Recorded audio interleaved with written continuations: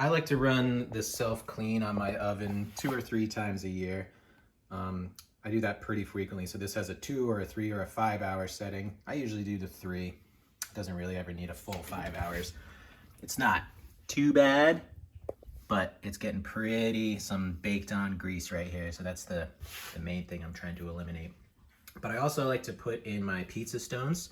You can see this pizza stone, it's got a ton of grease soaked into it down into the pores. This one's not too bad. And then I also like to put in my cast iron enamel. So this has a ton of baked on grease. And the back, I want to clean that up. So I'll put that in upside down so anything that's burning off will fall down. And then my Dutch oven here is pretty good, but the lid for it has got a ton of baked on grease. And no matter how hard you scrub, that stuff does not like to come off. So I'm gonna put this in here upside down as well. And we'll be back in 3 hours. Okay, it's about 4 hours later. The oven has had some time to cool down after its self-cleaning cycle.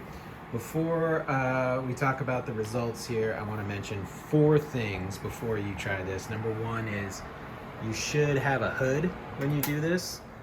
A lot of heat comes out of, our vent is back here, a lot of heat comes out and smoke will come out too because it's basically burning off all the caked on grease and stuff. So if you don't have a hood, probably not a great idea to do this. Number 2 is, this is enameled cast iron. You probably shouldn't do, I mean, you can do it with normal cast iron, which is just the black.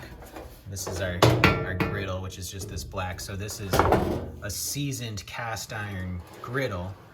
If you put that in a self-cleaning cycle, it'll eat at all your seasoning, so you will have to re-season it after that. And I have another video on how to re-season, but just something to keep in mind.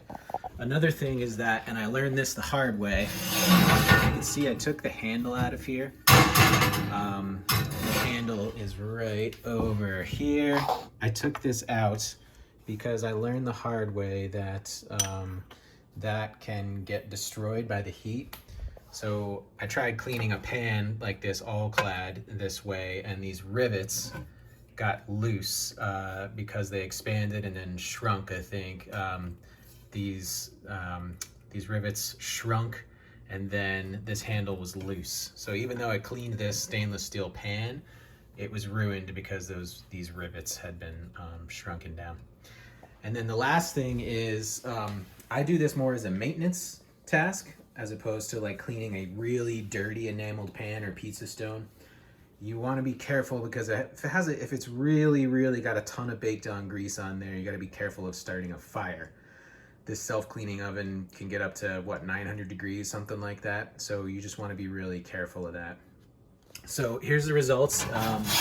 This piece of stone, this piece of stone was much worse. It had grease, so it still looks kind of black, but that's just that's because everything just kind of gets reduced to ashes. So once you clean that up, you can see it's just taking off the ash there. Here's our blue guy. That had all that caked on grease, and again, this is just ash that will clean off with some soap and water. And here's our Dutch oven top, in much better shape. Clean that off once we get that ash off. So those are the results there. So again, this is a maintenance thing, and I would be very careful if you have a really bad enamel cast iron that's got a ton of baked on grease on it. Just be very careful.